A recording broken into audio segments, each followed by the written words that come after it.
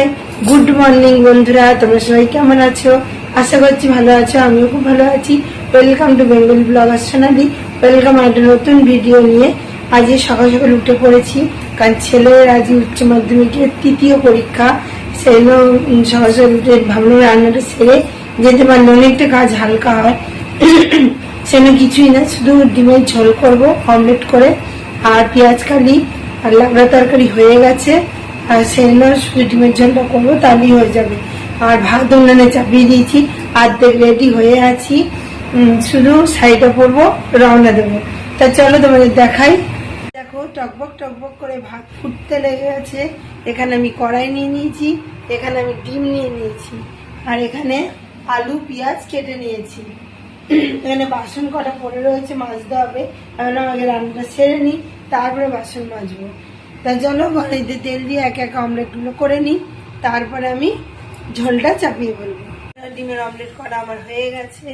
এখানে আমি কড়াইতে তেল নিয়ে নিয়েছি, আর ভাত এখনো নামেনি, একটু পরে নামবে। এখানে কড়াইতে তেল গরমও হয়ে গেছে, আমি গোটা জিরে ফোড়ন দিয়ে পেঁয়াজ আর আলুগুলো সব দিয়ে দেবো। দেখো বন্ধুরা, আমার আলু পেঁয়াজ ভাজা হয়ে গেছে, তা আমি মশলা দিয়ে দিয়েছি, আর এখানে ভাতও উবুর দিয়ে দিয়েছি। তো চলো ভালো করে কষিয়ে নিতে হবে, 2 থেকে 3 মিনিট ধরে কষিয়ে। তারপরে এমনি দেখছি চারিদিক দিয়ে তেল ছেড়ে এসছে, দাও মশলায় যাতে কাঁচা গন্ধ না থাকে সেই অনুযায়ী কিন্তু ভালো করে আলু পেঁয়াজ আর মশলা রসুন দিইনি, ওই দিয়ে মশলা দিয়ে ভালো নেড়ে ছেড়ে কষিয়ে নেব। পরিমাণ মতো মশলা, নুন, ঝাল, তেল সব ঠিক মতো হলেই কিন্তু রান্না কিন্তু বাড়ে। বুঝতেই পারছো কালারটা কিন্তু সেই এসছে। তো চলো বেশ কিছুক্ষণ ধরে কষিয়ে নিই, 2-3 মিনিট ধরে। তারপর পরিমাণ মতো জল দিয়ে ডিমগুলো আমি ঝোলের মধ্যে দিয়ে দেবো। একটু কি বলছো তোমরা, কি বলছো? ও বাবা, আবার তুই তুই করছে।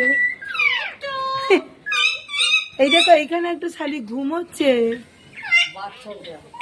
না গো, ঘুমোচ্ছে, ঘুম পেয়েছে। কি বলছো?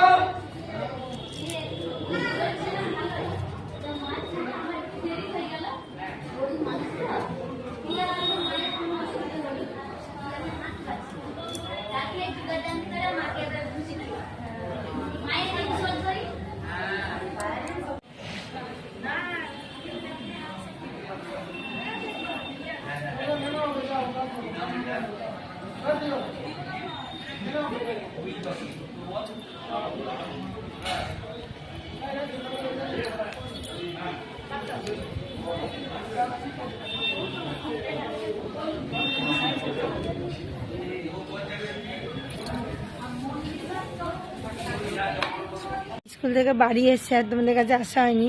খাওয়া দাওয়া সেরে একটু ছাদে ঘুরতে এসেছি। অনেকদিন পর ছাদে আবার এলাম। দেখো সূর্য অস্ত যাচ্ছে, সূর্যটা তোমাদের দেখাই, কত সুন্দর সূর্যটা। দেখো বন্ধুরা, সূর্যটা দেখো কত সুন্দর, দেখতে পাচ্ছ তোমরা সূর্যটা? চারিদিকের ভিউটা দেখো। সবার কাছে আমের মুকুল ধরেছে। কাল যেমন দেখালাম ঠাকুরের মন্দিরের পাশে গাছে মুকুল ধরেছে, আজ দেখো চারিদিকে আমের মুকুল। আর সূর্যটা কি সুন্দর লাগছে, আর অস্ত যাবে না আরো সুন্দর লাগছে।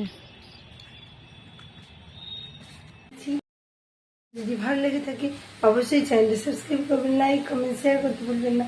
কাল আবার নতুন ভিডিও নিয়ে খুশি আসি। সুস্থ থাকবেন, ভালো থাকবেন, সবাইকে ভালো রাখবেন। বাই।